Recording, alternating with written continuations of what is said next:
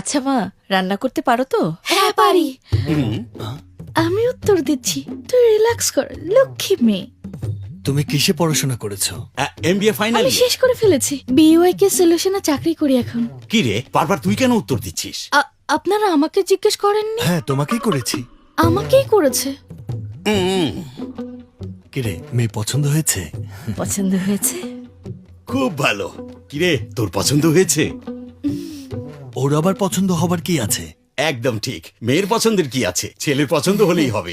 আমি এমনি ফর্মালিটি করলাম। ড্যাড, ভাই সাহেব, হ্যাঁ। ওরা একটু আলাদা কথা বলে নিক। কোনো সমস্যা নেই, আজকাল তো এসব হওয়াটাই স্বাভাবিক। যাও তোমরা যাও। তুমি দাঁড়াচ্ছ কেন? বসে পড়ো। আরে তুমি না, তুমি ওঠো, তুমি বসো। আপনি ওকে বসতে বলছেন কেন? ওরা দুজন কথা বলবে, তার মাঝে ও গিয়ে কি করবে, তাই আর কি। আসলে আপনাদের ভুল হচ্ছে একটু। কোণে কিন্তু আমি না, ও কোণে। আমি একটা দাওয়াত থেকে ফিরেছি মাত্র, আর আপনারা সবাই বসে আছেন, তাই আর চেঞ্জ করার সময় পাইনি। আর তুমি তুমি ওর মতো সাজুনি কেন? তুমি কি বিয়েতে রাজি না না? না না, এরকম কিছু না। ও ন্যাচারাল থাকতে চেয়েছিল, সুন্দরী মেয়ে। এত কম মেকআপে ওকে সুন্দর দেখাচ্ছে। কাকি, ওকে সাজিয়ে নিয়ে এসো।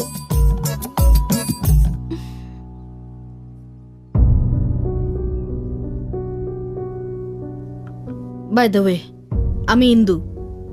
আমি এই বাড়ির বড় মেয়ে। আমার কাকা আমাকে বিয়ে দিচ্ছে না। আপনাদের পরিচিত কোনো ছেলে থাকলে আমাকে জানাবেন। আমার ইমেল আইডি indu.pachipulusu@gmail.com।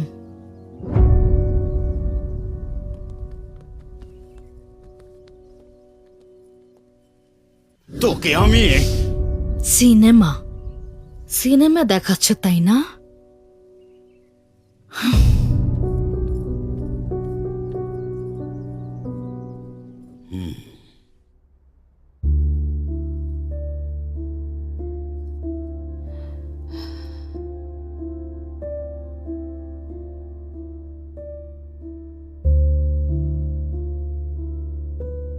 আসলে কি হয়েছে বাবা?